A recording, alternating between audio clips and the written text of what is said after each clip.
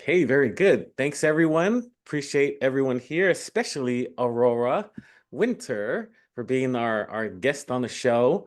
What stood out to me in the bio was the neuroscience background that you have. I know you're an entrepreneur, author, business owner. You've done it all. But I think for me, I'm very interested in the neuroscience aspect and how you kind of dig deep on people's thoughts and then eventually into their emotions and all that, because you've been successful and you've done a lot of things. So I'm grateful that you're here and I look forward to the conversation. Now, what's going to kickstart the conversation is this question. If you were to look back in the last 6 to 12 months and you were to turn that time frame into a Netflix special, I love it. I love what it. would be the title of your series and why? Wow. Well, I love that. I have a background in film and television, and I just got back from the Banff Media Festival. So I love the framing it as a Netflix special. I usually take more than a second to come up with a really good title, but I think it's, I would say pedal to the metal. Ooh. Yeah, just for now, placeholder. Yeah. Because I Oh. feel like the last 6 to 12 months, I decided, oh, this is very revealing right out the gate. Good. Oh my God, Rob, what have you got us into for your show? I decided that, why am I living as if this is the end of my life and I should just, and I noticed that part of me was had this background conversation. It's too late. And Oh. I know, right? It's not awful, but I'm being totally vulnerable and confessing this. And over the last 6 to 12 months, I just like, well, what if this is not the Wow. chapter of my life? What if this is only halfway through? Like, what if I lived another 30 years? Like, what if my best creative years are ahead of me? How would I show up? So I moved to Los Angeles. My son lives in Los Angeles, and he's been pleading with me to move to LA, which is where I used to live. But I was living in British Columbia, Canada, which has got great medical care. I've got lots of family there. It was very safe. Whereas Mm. coming back to LA after I moved with the COVID, coming back to LA, it's like everything's happening. It's like the creative energy, the creative juice. And I feel younger, happier, and more creative. I have a Mm. new book coming out next month. It's the third book in this award-winning fantasy trilogy, Magic, Mystery, and the Mhm. Multiverse. I started a new YouTube channel, which you might see the sign there, Strategic Basics. And I'm really challenging myself, and I'm loving it. Mm. It's so fun. Mm. No, that's a lot to share with No, you. What stands out? yeah, that's perfect because I think I need to hear this. I think this is a divine appointment where I need to hear this. So so it's almost essentially a reinvention or a reignition, of you and your passions and all that stuff, it sounds like.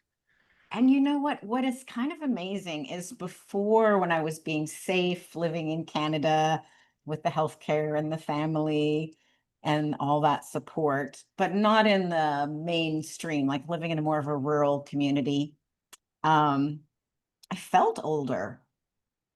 But now, and I'm like, well, there's so many things to create. It's so interesting and it's so fun. Um, and it's interesting to some extent, we are only as old as we think. But it is interesting, like, maybe you and I could live another 30 years, another 50 years. My dad is still alive and he's 30 years older than I am. So, how would I live my life if I knew that I could live 30 years? I think I was living like, oh, I've reached the top of my mountain. It's all downhill from here. But Mhm. tell me why this stood out to you and why this message is resonating with you today. Yeah, the question I would have is, I can appreciate the physical longevity, right? But I know for me, sometimes I could get really down on myself, and I know this is true to be for a lot of people, is when we feel dead inside, Yeah. right? And we feel like there's no more left emotionally or energetically for the future. Although healthy, right? I've been through that crazy health scare, worked through it, and I'm thinking, yeah, man, I'm gonna go do this, aka hence the podcast launched at the beginning of the year. And then there's still that internal battle to where it's like, really, like, is this it? Or when you go through struggles, it's like, I feel dead inside. I don't want to do anything, blah, blah, blah. Now that could be health related on maybe, but just that idea of um maybe it's not the end, you know? Well, I think, let's tease apart the feeling dead inside kind of feeling. I'll share for me, and then if you want to be reveal for you, that's cool. So I think there's maybe two different kinds of feeling dead inside that happen for me. Mm. One is like I'm completely overwhelmed and I'm completely unreasonable with how many things I could accomplish in a day. So I've got like 200 things on my list and I get 20 done and I feel like a loser. If I'd put three things on my list and I got 20 done, I'd feel like a superhero, right? So for me, I can sometimes feel dead inside, or I might use slightly different words, but let's go with that. When I feel like there's a mountain of stuff to do and I haven't connected to why I'm doing it or what is the big picture, but just like, stuff that needs to be moved from A to B, like Yeah, responding to yeah. emails or stuff. But the other kind of feeling dead inside is something that I would love to lean into because that other thing is just managing your time and your expectations. Mm. And for me, it's blocking off time. Like I blocked off 90 minutes this morning to work on my book. And then I change task and I focus on something else. Like I'm very good if I focus deeply, but I'm not so good if I have everything all at once. But the other kind of dead inside that I think is worth talking about is which matters a lot to me, is like, why are we here on this planet? Or why Yeah. am I Yeah. on the planet? Why are you on the planet? And in my opinion, it's not to pay the mortgage or Yeah. or Yeah. to shop at Trader Joe's or even to send our kids to nice schools. I feel like for me, I need to connect with that joy of creating. And when I am creating, whether it's a book or a Mm. podcast episode or a YouTube channel, my new YouTube channel, Strategic Basics, or even when I'm helping others, like I help my clients create, then I feel filled with joy. Because for me, my personal opinion, or the way I like to live, is I think we are all created in the image and likeness of the creator. Mm-hmm. So for me, if I am expressing creativity, then I'm tapped into what is divine within me. Now, maybe you have a different definition. It doesn't have to be my definition, but I notice for me, if I work all the time and don't create, I can get pretty miserable. Yeah, yeah. Yeah. What about you? Yeah, I think it's the conversation between being a specialist and a generalist. I can be a specialist on certain areas when I need to, but then I'm typically a generalist. Now that then makes me feel trapped because I'm meandering, I'm doing a bunch of things, and I don't feel tied down to that calling, but I do know that I'm tugged and pulled for something bigger, just like what you mentioned. But it just sometimes it doesn't feel like I'm even close to it. Now I am achieving small little wins here and there, but the fulfillment, and that's where I can get into the okay, I'm not even doing what I need to do. What do I need to do? Confusion. Yeah, inside. Don't want to do nothing. Binge watch Well, Suits. I spent almost a year kind of in that energy. After I got my MBA in 2015, I had fun. I went to Italy, got an MBA because I thought it's on my bucket list. I got to do it. That's like a decade ago. But after I had the MBA, then I was like, okay, what's next? And Mm, it was like I had too many options, which you probably have as well. Like I could live anywhere in the world and I mhm. could do many different things, start another business or work at Netflix. Right, right, right. Yeah. Whatever. Um, and so I asked this question. I'm spiritual. So I basically asked God, so if I'm a little gear in the universe, which has got a bunch of gears, which I see them as people and things and processes, what is the most valuable use of me, of Aurora? How can I make the world a better place? How can I make the most impact? Make it Mm, a better place. And so mhm. what came for me, like I've loved communication since I was 9. I've written books since I was 9, although they weren't published. I've studied neuroscience. I've launched several businesses that, you know, some of them made 7 figures. I've exited 3 businesses. I've raised $5 million for another company. And what came up is, if I can help people who are up to something, who are already making a difference, make a bigger difference, that's the best use for Aurora. Mm. Because I have this skill set of communication, or even in the movie world, and many people are up to something, but they don't have that piece very strong. So that was the answer. But what would be the answer for you? Like, what is the most valuable use of you in the universe? Yeah, see, that's a great question. That's a great question. It Yeah, is a good question. And it's not something you have to have an immediate answer for. It's yeah, something you could, sit with or meditate with in the morning. yeah. I know. So we have 4 kids, and I used to teach public school. And Wow. um, when I was teaching, parents would come up to me and say, "Man, we're so glad you're our kid's teacher." I'm like, "Yep, I know." And then when I had kids, I'm like, "Man, I'm so glad I'm your dad," because when I pour into people and when I'm teaching, I think that's when I feel I'm being used. But Yeah.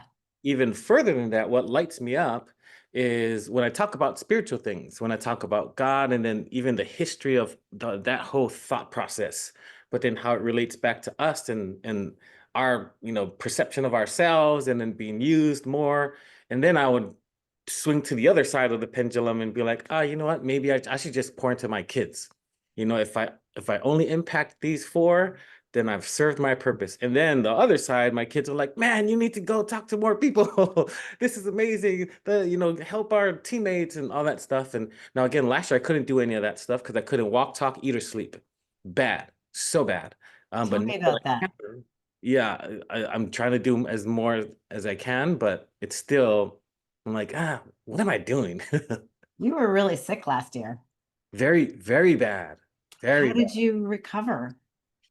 I stopped all the medication. I stopped listening to the doctors, and I Ah, just did what I was doing, which is eat right, sleep more, and stay hydrated and do exercises and stuff like that. And then since I stopped all of that, I got better and better, and I can talk now.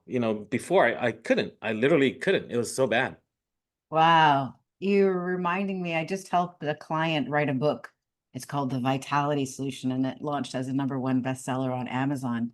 Mm. She had a somewhat similar story. You'll tell me which parts are like yours and which parts aren't. But in her early 40s, she felt like she was in her 90s. She was in a wheelchair. She couldn't talk. She was like basically like she couldn't even think, really. And the doctors told her there was nothing further that they could do, and that she would die within 6 months, and she should, organize her affairs. Nothing Holy. further they could do in a wheelchair and incoherent. So she decided, perhaps a bit like you, that that was not okay because she had kids and a husband. And so then she just leaned into holistic health, and she got hydrated, slept Hmm. better, did IV vitamin therapy, learned mindfulness. And now she's healthy and vibrant and vital. That's why we called her book The Vitality Solution. And now she's helping others.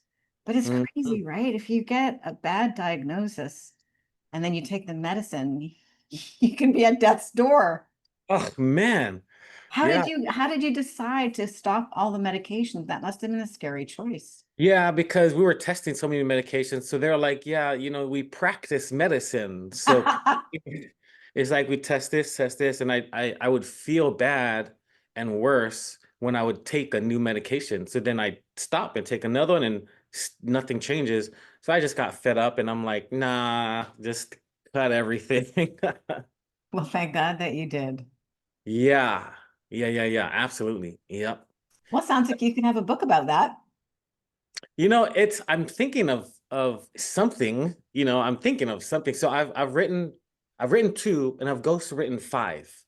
Okay. So the 2 were just tests. One was very educational and another one was more into culture because I'm from Samoa. My name is actually Ropati Nicolau Mikaele Penholo Taulau Sofano. because Well, that's a mouthful. I'm glad that I can just call you Rob. yes. Yes. Yeah. So that other book was about a little bit of my culture and upbringing. But I think, yeah, there's something to be said about this. I don't know, whatever I'm going through. So it's very, Well, very interesting. see, I think that the biggest gift we can give others is our story Yes. I agree. and our experience. Because, I mean, in today's age of AI, anybody can generate generic words, Mm-hmm. like that. But that's not meaningful. It's just gobbledygook, right?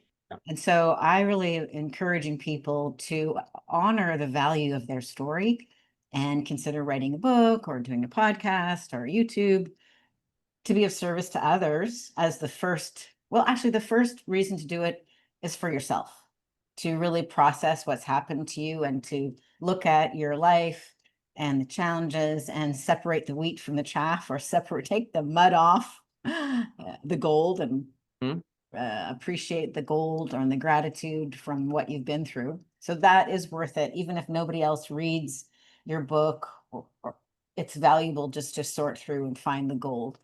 Yeah. Then the second reason is to make a bigger difference, to, pay it forward so others don't suffer as much. And then the third reason is I'm an entrepreneur. So entrepreneurs solve problems at a profit. So Yeah. potentially there could be a business back end to some of these different ideas. I know my client who wrote the book, The Vitality Solution, with my help. She's got an IV vitamin health spa. So she actually, Whoa. yeah, so she is a go-to person for, getting IV vitamin therapy and other kinds of holistic health solutions. So the book makes sense because it's a lead magnet for her speaking, her consulting, and also for that business. Yeah. So when you encourage people to write books, are you looking for a particular thing that's happening in their life that they can attach to and then tell that story? Or do you help them brainstorm like some concepts that they might be able to teach about, or like is it more experiential or Mostly I help them brainstorm because most people don't really know what the best story angle would be, but they okay. have a lot of stories. Most people have a bunch of things that could be turned Yeah. into a book.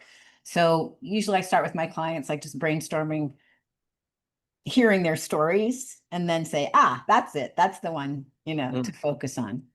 But then typically I'm helping experts and entrepreneurs.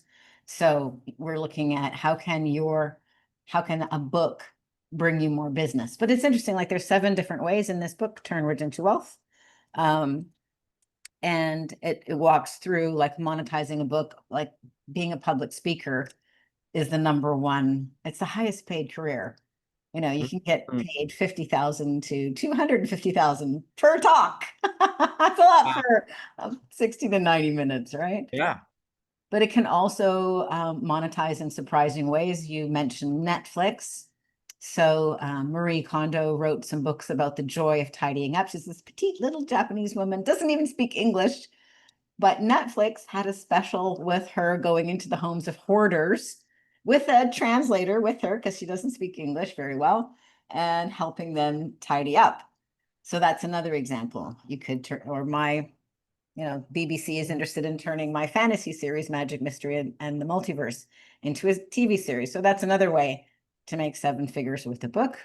Yeah. And one more way, well, there's 7 ways, but one more that's really quick to explain is becoming more attractive because you're a thought leader instead of just another X. So, for example, I've helped a client, Michael Stockham is his name, write a series of legal thrillers. They've won multiple awards. They've got over 100,000 readers, which is a lot, especially for an independently published book. And Mm-hmm. he's a litigation attorney.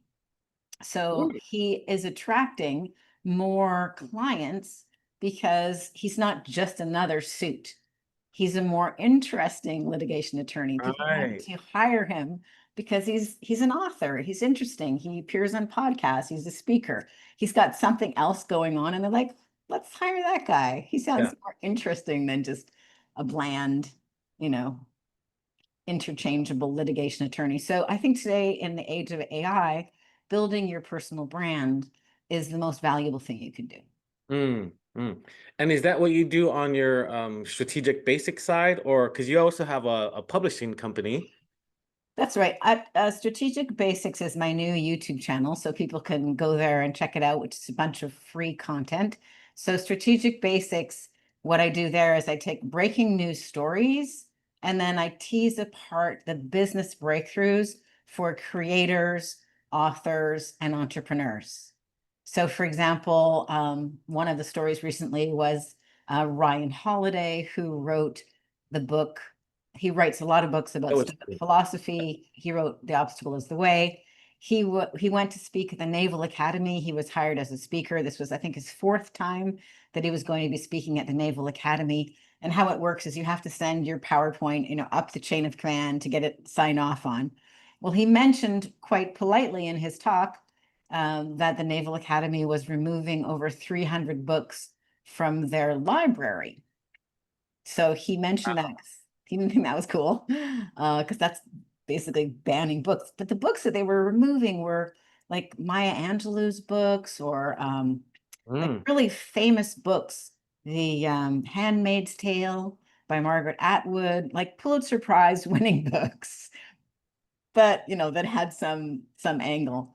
So he mentioned that in his talk, and an hour before he was to go speak at the Naval Academy, they canceled him. They said, no, thanks. We don't want you to talk unless you remove the mention of book banning. And he thought that was not in integrity. So he gave his talk on YouTube and I listened to it. And then he wrote an article about it, which appeared in the New York Post. And so then I did a um, YouTube episode on strategic basics about book banning and Ryan Holiday getting canceled. And what does this mean for you? And, Mm. talking about the cancel culture and with some takeaways for experts to consider. And I really acknowledged and honored Ryan Holiday for standing up and being in integrity. So that would be an example of one story. We talk about all kinds of different things. Sometimes when I talk about the breaking, usually they get thousands of views per episode, but I notice anytime I get too political, YouTube chokes the algorithm. So I did an episode about Oh, RFK when the report came out that one in 31 has autism. wow. I know. And in the 1970s, it was nowhere near that number. It was, I forget now exactly, but something like 1 in 100,000. Mm. Completely, Wow. drastically bigger. And he was interviewed by um, Dr. Phil. So I dug into that and I dug into the research, which is published on a government website. And then Mm. I just basically said, I've got some friends who have children on the autism spectrum, and I agree with RFK. I think it's important to find out why. Why is this happening? That just seems like a completely benign thing to say. Let's Mm. find out why this is happening. Yeah. But that got choked. So I think it's got like 186 views or something because the the YouTube algorithm doesn't like anything too political. Mm. Mm. Anyway, so Strategic No. Basics is all about turning breaking news into business breakthroughs, and that's quite fun. At my publishing company, Same Page Publishing, that's where I help experts, professionals, and entrepreneurs turn their story into an award-winning book that makes a difference for the world and builds their brand and business. And people can find out more about that at samepagepublishing.com. Now, which is the main thing that you're doing? That My you're main business is helping people publish books.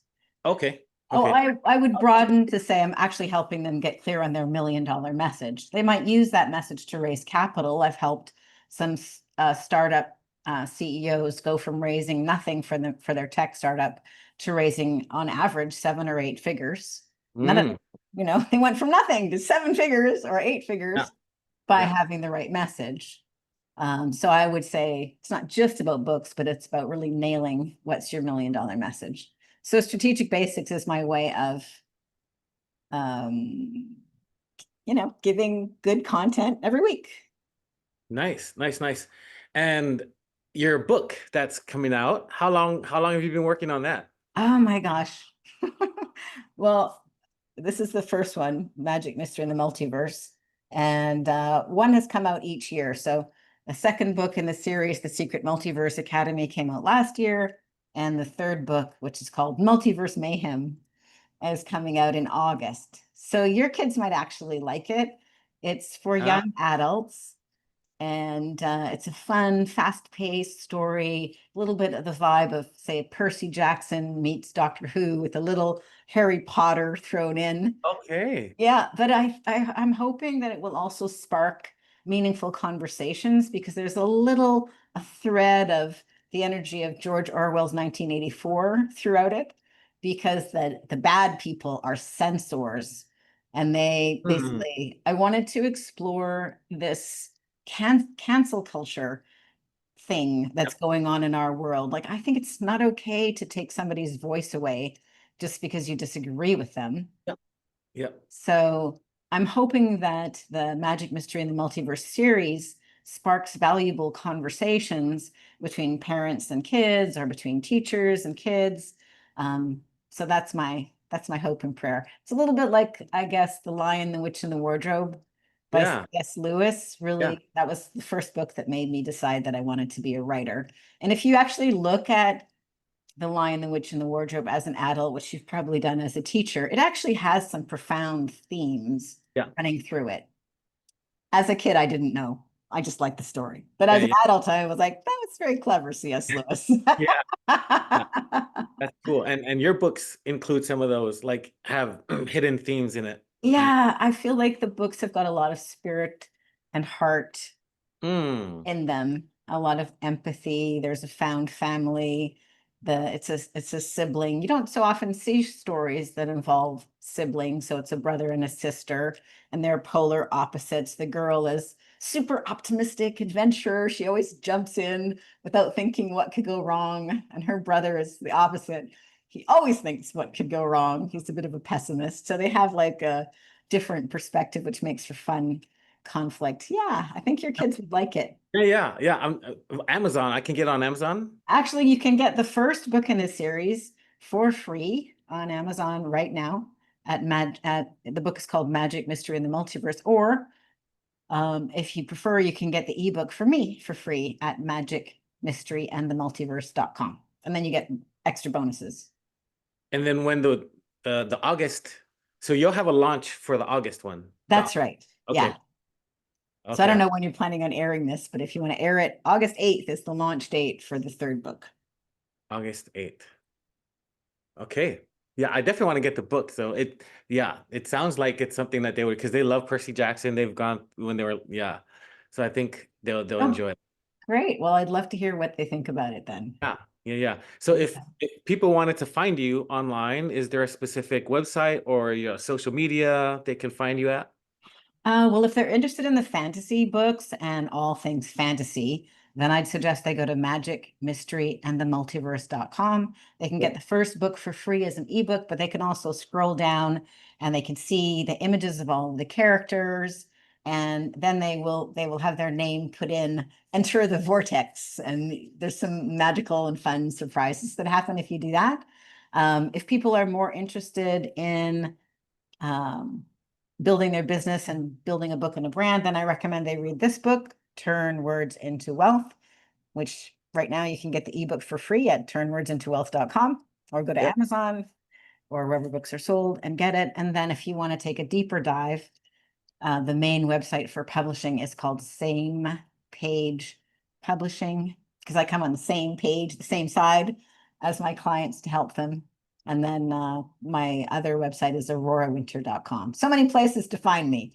But if you Yeah. just want a little taste of fun every week, go to Strategic Basics on YouTube, and you will get not only content, but you'll get it visually enhanced, because I'm using Ah, my background as a film and TV producer, and my son, Yale, is doing a kick-ass job adding all kinds of content. For example, we just posted a video about a zombie author who is making who's making the most money from audiobooks on YouTube of all places. hmm.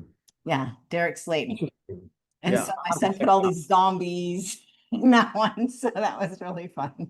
Yeah, I'll need to check that dude out then. That's I don't good. know. His series is called Dead America, and he publishes a zombie book every week. They're short, half-hour kind of novellas. Mm, But it was very interesting because he's got an AI tech stack and he uses AI narration and also AI translation. And he's got it all figured out how to monetize his audiobooks on YouTube, of all places. hmm. So that's another example of a strategic basics episode. Nice. Very good. Yeah. Well, everybody that's listening, check out all those links. There's going to be links in the description as well. You can just click, go, and buy the books. All right. Thank you, Aurora. Oh, Appreciate thanks so much, Rob. It was really great connecting with you.